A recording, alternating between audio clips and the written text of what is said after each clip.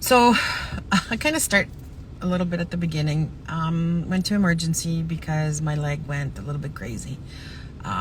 It started feeling literally like stone. That's the only way to describe it. So, and the pressure was unreal. The pain was unreal. And it just, things didn't seem or feel very right. So, orthopedic surgeon suggestion was to go to emergency, being that he was on call as well for the hospital. So it was a good idea to go then. So I went late afternoon, evening, the day before, and the original part of emergency getting in there was pretty easy, pretty quick, pretty everything. I got in there. I literally barely got to the front.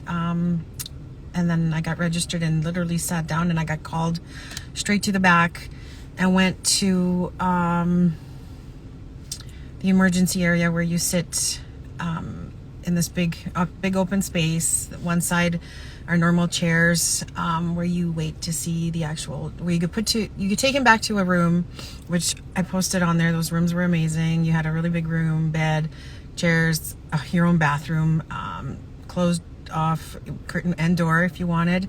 So that was really nice. And so you sit there and wait until you see your doctor and he examines you and everything else. So I was in there for once I got there, I was in there for quite a while. It was quite a bit of a wait. So it was about 2 in the morning, between 2 and 3, closer to 3, where I finally saw the doctor came. And we started the conversation. He actually knew a lot about my leg already with the cancer and all the surgeries and everything else. And so we just kind of wanted to know what brought me in so I could give him kind of an idea what was going on. And then he wanted to see and I was sitting kind of with my legs up on the chairs because I was back and forth from the bed to the chair because my butt was getting sore and uncomfortable, and I needed to move around. So I was going from the chair back to the bed, and at this point I had just got off the bed and I would just sat on the chair. He says, I want to see how fast your leg changes color. So I took off my socks and sat the way I would sit normally when that happens, and literally my toes started changing color pretty quick, and then my foot. And he's like, okay, we don't need it to go all the way up, even though he did want to know how far I would notice it go if I had to sit there for a bit. And I did tell him that I could, wearing my shorts, it would go past my short length. So, which he then said that's kind of impossible, or it's not impossible, it can happen, but it's very rare. And he says, okay, well, we're not going to do that, but let's get on the bed. I want to see your leg. I want to actually see the back of your leg and everything else. So I'm like, great. Get on the bed, and there was a code, something I can't remember, but there was a code, and he says, okay, that's me. I got to run. I will be back to finish this, but I have to run. So he went off, and literally, I don't know, maybe 5 minutes, a nurse comes in and says, okay, has your doctor been in? Has he been in? And I said, yeah, but he said he's coming back. He had to run because of the code. And he said, okay, well, let's move you to the lounge chairs. Okay. Even though we weren't done yet. We didn't even get into like all of it yet. So I got moved to the lounge chairs. They came and did my blood work, and then they told me that he had ordered a CT scan as well. So they came in and they did my IV for that because it's contrast. So that was good. And then I get moved to the loungers, which is literally opposite the chairs that you are waiting to actually get to see the doctor. So it's a really big emergency area, very bright, lots of chairs on both sides. So tons of room and lots of room for people.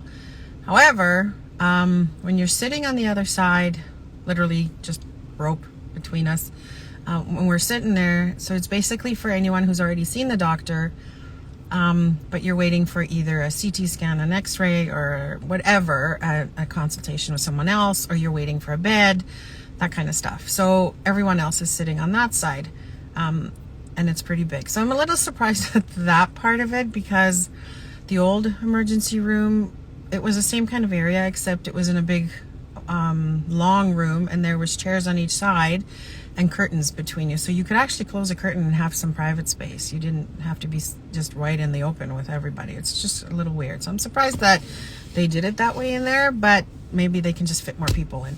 Anyway, it was really loud, literally people hacking, coughing, puking, everything around you. So it's hard to kind of just relax.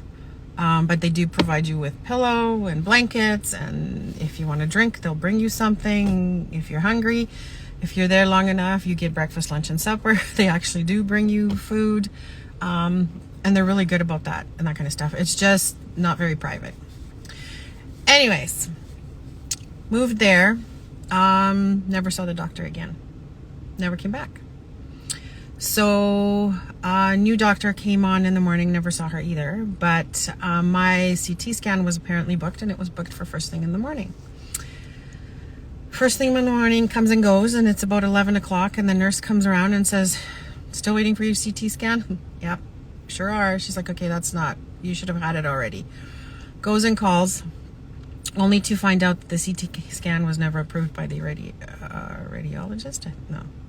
Whoever. It was never approved by someone. So she's like, okay, get this approved and find out what we need to do, because she's been here since yesterday, and this thing was supposed to be done first thing this morning. So, okay, we're waiting. I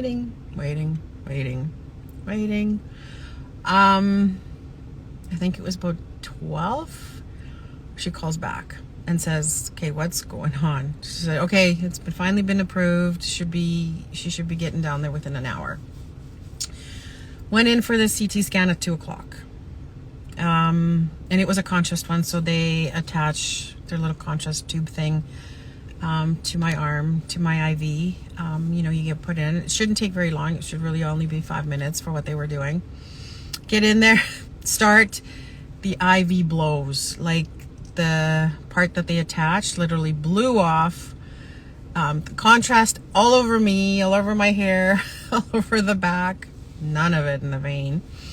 So we had to stop everything, clean up, and start again. So that got done.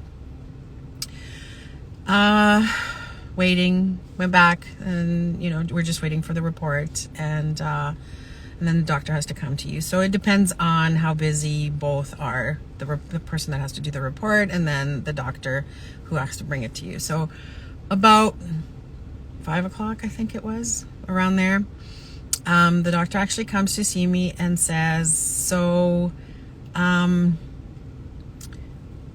reached out to a vascular surgeon to go over your report, and then just to see kind of what they think, that kind of stuff. And basically she just says, it's your veins and arteries are small, but it's not that's not actually the problem. Obviously the lymphatic system is not working. It's causing all this other issue, the swelling, all my scar tissue, that kind of stuff. So whenever I move my leg a certain way, that's why the blood flow is restricted, and leg turning purple, cold, and numb, and that kind of stuff. So she says it's not actually vascular. So the surgeon says the only thing that they could really do is put in a stent, whatever, something like that. But at this point, surgery is like the last resort. It's not something we want to be doing, especially with everything that's going on with my leg. So, okay, so she says basically just make sure that you're wearing your compressions. That's the only thing that's going to help at this point. And then she's like, your surgeon's going to get this report, but they'll go over more stuff with you. Okay, so that was that. I get home. My phone died, so I got home and I had to charge it and stuff, but I was exhausted, so went to bed. But I did read, okay, had bad connection. I did read my report, and did see, they listed all the stuff out, and it was interesting to read. Some arteries are small, some are severely small, some are arteries and veins. So I actually spoke to my doctor this morning. We had an early morning call and went over all of this with her, and basically due to all the radiation damage, the surgical trauma, the movement, everything that went on in there, yes, my vascular system is a bit compromised, with the fact that all of it is pretty small, which is causing everything's still running through perfectly. Like it still goes through. It's just not as strong. So that is definitely, you know, something of a problem. And the other thing obviously is my lymphatic system not working. It's not pushing the fluid through. That's why I'm having all these swellings and everything else, the swelling that's happening in the tissues. So a compression is needed for that, definitely.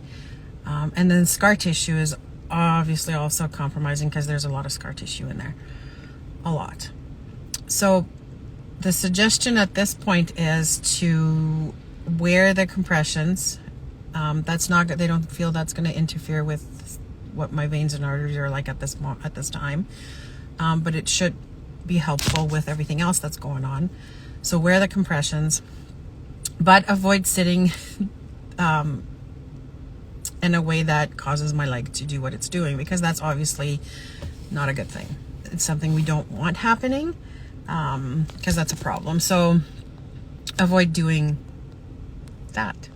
And basically, you know, elevate my leg and all this stuff. So here's the thing, and kind of my concern. I need to be doing exercises, which I have to sit that way where my leg does compromise the veins and arteries. And obviously there's times where I'm going to have to sit. I can't be with my leg elevated all the time or leg up all the time. It's just not how that works. Life goes on. So, but I mean, I'm already eliminating that from happening, because I am very cautious of it, because it's happening and it's painful and everything else.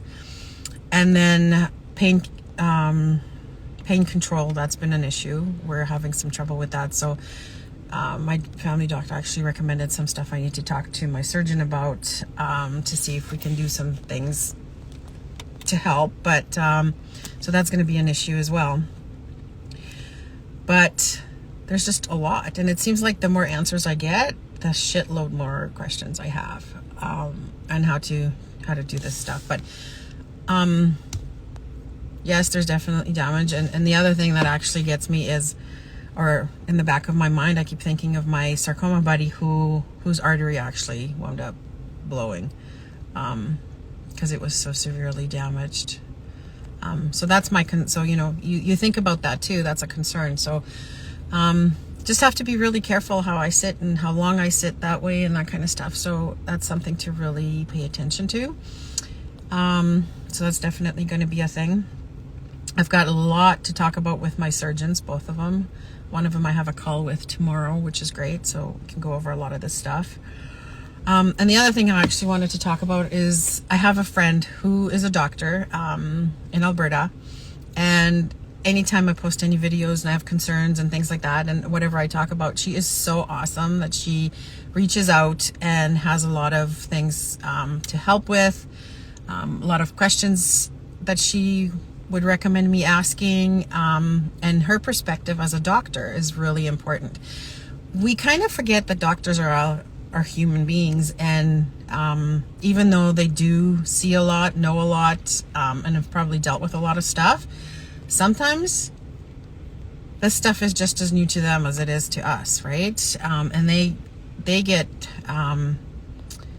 challenging things that they need to try and figure out, and you know, in the best interest for you as well. So it's nice that I have her in my corner, that she can actually do all this, you know, send me the messages, and we chat about this stuff, and she's got a lot of great information. So I'm so grateful for her, because yeah, we do forget that doctors are actually human beings, and sometimes they haven't seen it all, even though we think they have, and we, you know, they have to do their research, and they have to figure out what to do, and that kind of stuff. So, and I know, I'm sure, and one of my things is I'm one of those people that I ask a lot of questions anyway. I'm always, you know, trying to figure things out and help and do. So, I'm really grateful for her to kind of remind me of that. She knows who she is if she's on here. So, anyways, that's kind of the scoop right now. And I will fill you guys in more if I have anything. Thanks. Bye.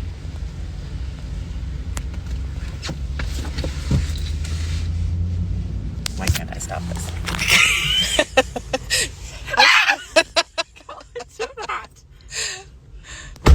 Okay.